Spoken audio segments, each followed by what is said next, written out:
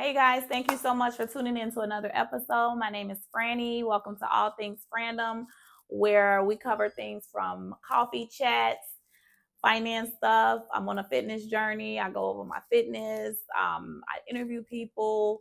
I just try to bring helpful content, whether it's you hearing from somebody on the channel that resonates with you, whether it's something I say, anything that I've been through. So you'll get a little bit of everything on this channel. So in this month, April was Financial Literacy Month.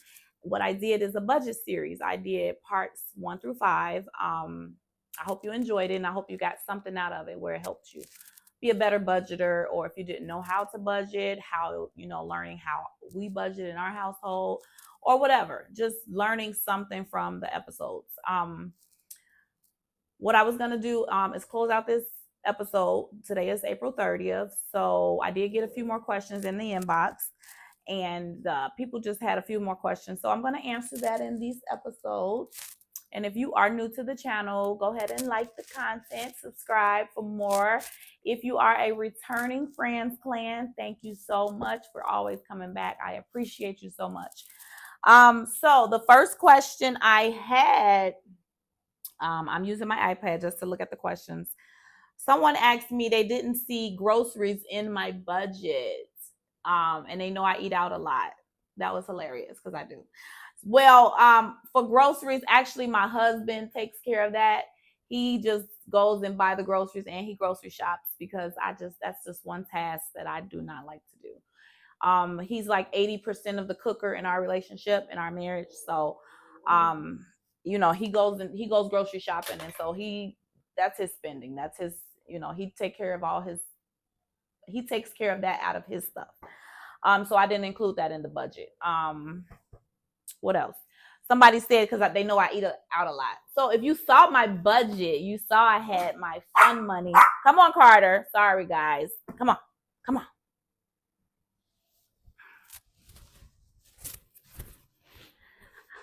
Sorry, guys. My little son, he's so demanding. So if you saw in my line item, fun money, entertainment, or something like that, that's where I go. That's what I use to go out to dinners with my friends. Yes, I know I always go over. Not always, but I'm working on that. Only when it's like birthday month. So it's not too bad.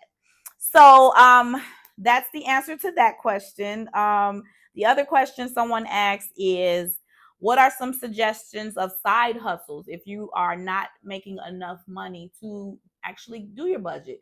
And you know what? That's a good question, because they have this saying where it's like you have more month than you have money. That is so hilarious. It's not hilarious because who wants to be in that situation? But the actual saying is hilarious. But because I've been in that situation before, I'm sure a lot of people have. What I would suggest is a side hustle. I am like, my friends always tell me I'm Jamaican and I got so many jobs and I do so many things, because I just feel like in this time, one income for yourself is not enough. They say the average millionaire has 7 streams of income. So I believe that you should at least have 2 or 3, you know what I mean? So you have Uber, you have Lyft, you have DoorDash, you have where you can do surveys online to make money. You can pick up extra work. If you work a job where they pay hourly, see if you can get overtime. Um, you can do dog walking. It's an app called WAG, WAG, where you can go walk people dogs for money. You can do, they have something called Upwork. I believe that's what it's called. It's an app, like a TaskRabbit app. If you have some kind of skill, everybody has a skill, whether it's bookkeeping for people, whether it's being a virtual assistant, whether it's, different things. You can maybe paint, like install TVs. Everybody has some kind of skill. You need to start capitalizing on those skills because you can earn extra cash. So it's always different ideas. You know what I mean? I'm going to do another episode coming in May where I go deeper with different side hustles that I've done, people that I know have done, and I'll put the links and everything. But yeah, you definitely have to get creative. Don't ever think that you won't do something. You know what I mean? Like, this is a time where you have to get creative to get your income. Because you can have 6 different side hustles to equal one full-time income. It's possible. Don't let nobody tell you that the Uber drivers and the Lyft drivers and all the DoorDash and all the people are making some money out here. I have a tax business. I see the 1099s. I see what it can be done. So when you are faced with challenges in trying to pay your bills, you have to just come up with ideas to make it happen. Of course, morally correct and something that's, won't run you ethically wrong, of course.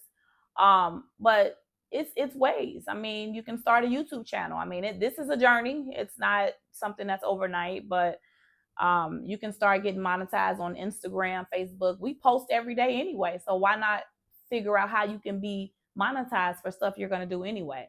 You can be a secret shopper. A lot of these stores, they hire for that.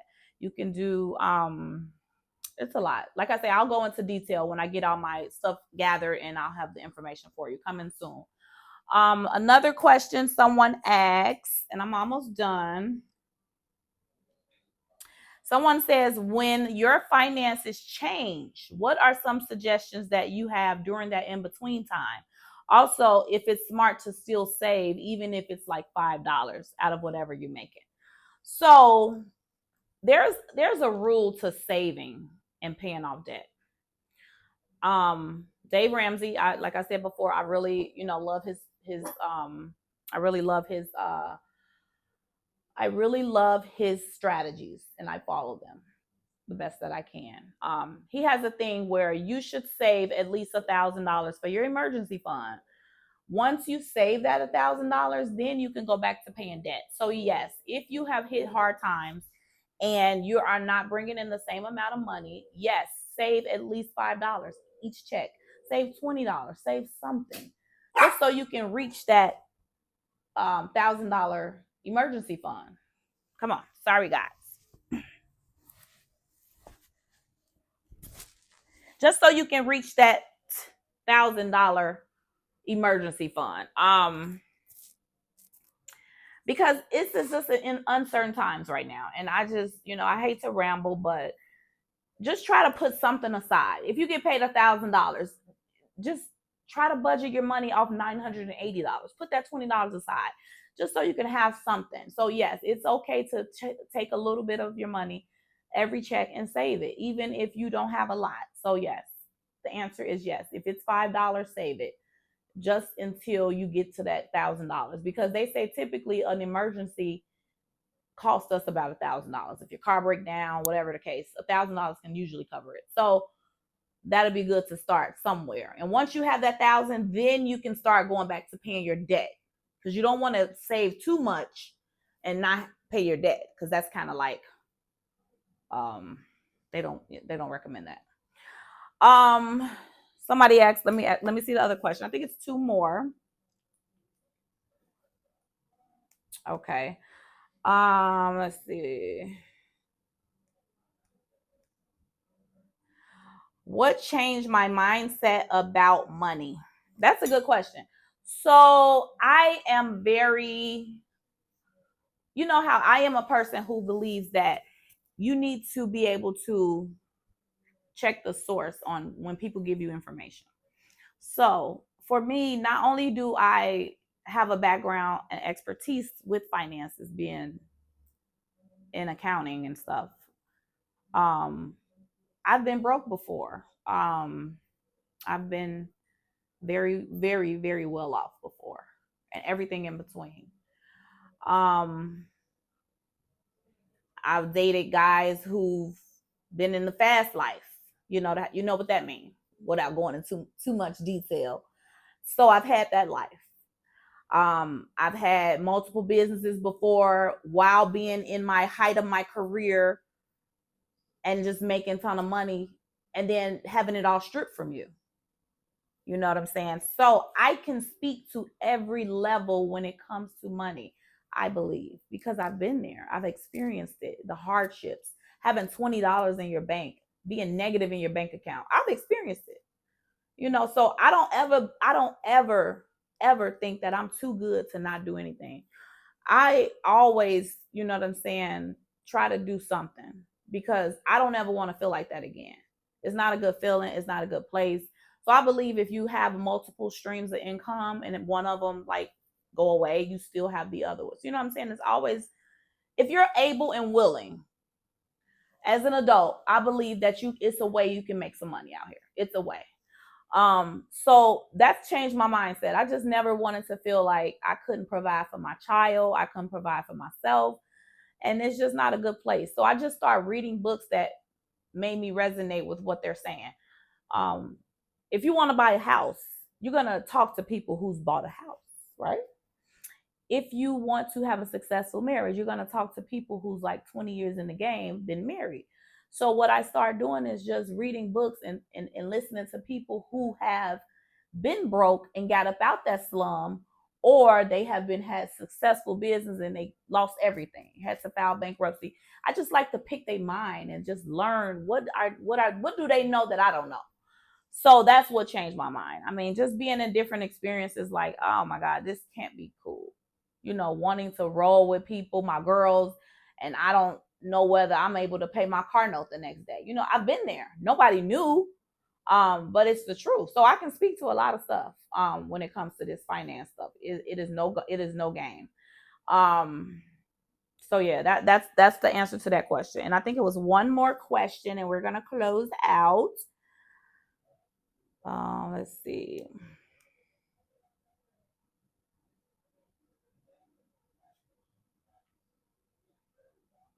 Oh, someone said, do you recommend doing a budget while you're in a relationship as opposed to marriage with the other person? Oh, that's a good question. I believe if you guys are you're cohabitating together, meaning you're living together, I believe, yes, you should do some kind of budgeting together because you are in one household. Now, yes, marriage together, putting your finances together. I don't recommend you putting your finances together until you're married, if that's what you choose to do.